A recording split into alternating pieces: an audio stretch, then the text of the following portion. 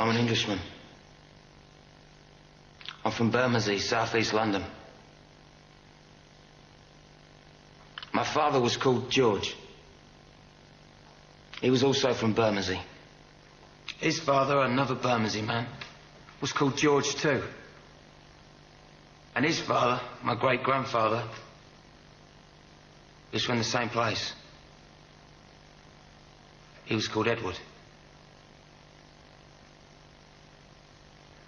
These 3 generations of my family were in the fish trade.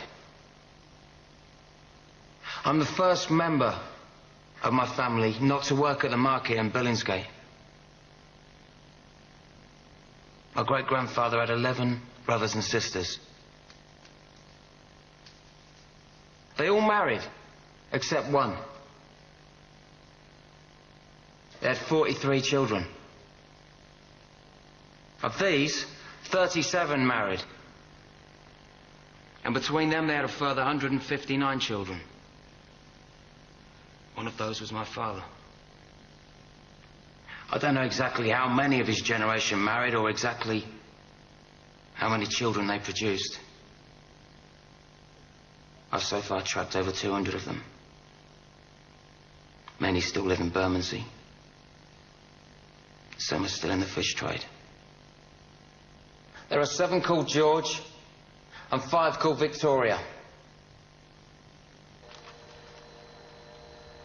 I stand here in front of you as a representative of all of them. And I ask in their name the great question put by our patron, Mr. Power. What do they know of England who only England know? Or, what can my family who come from England, who lived in England, who know only England, say of this, our country? Mr. Power once spoke of the destruction of ancient Athens and the miraculous survival in the blackened ruins of that city of the sacred olive tree, the symbol of Greece, their country. And he also spoke of us, the English, at the heart of a vanished empire, seeming to find within ourselves, like one of our own oak trees, the sap rising from our ancient roots. And he said, perhaps after all, we who have inhabited this island fortress for an unbroken 1,000 years, brought up, as he said, within the sound of English birdsong, under the English oak, in the English meadow, beneath the red cross of St. George, it is us who know most of England. And I appreciated him for saying that, because it was as if he spoke for my family, who understand well their own country, who understand even better their own capital, London town, as we used to call her.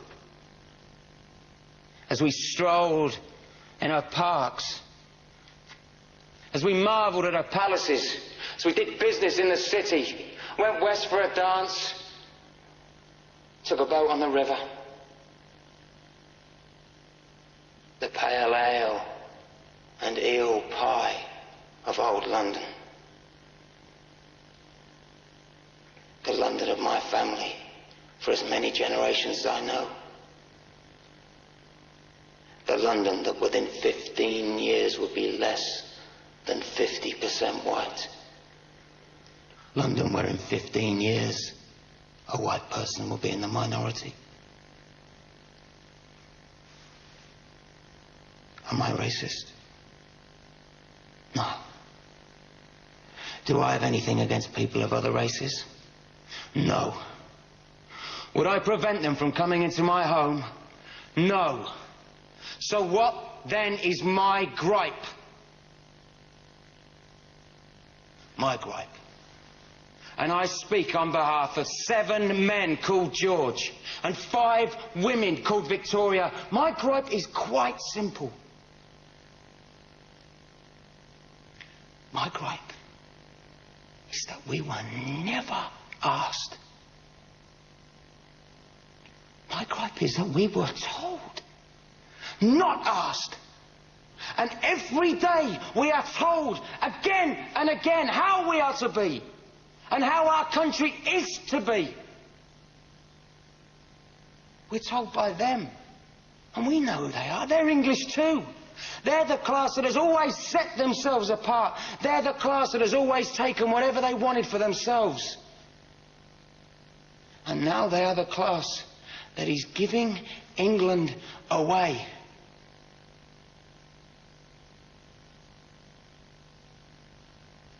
They have never asked us. And they never will. Do we allow them to sell our heritage? Or is it time for us to speak? To speak.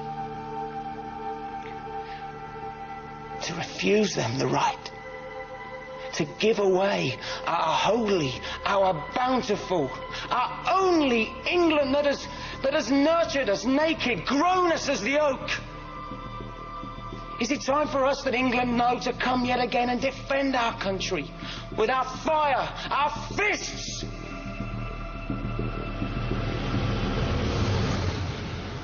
Is it time for our sons to rise again? I say yes. I say yes. Say yes.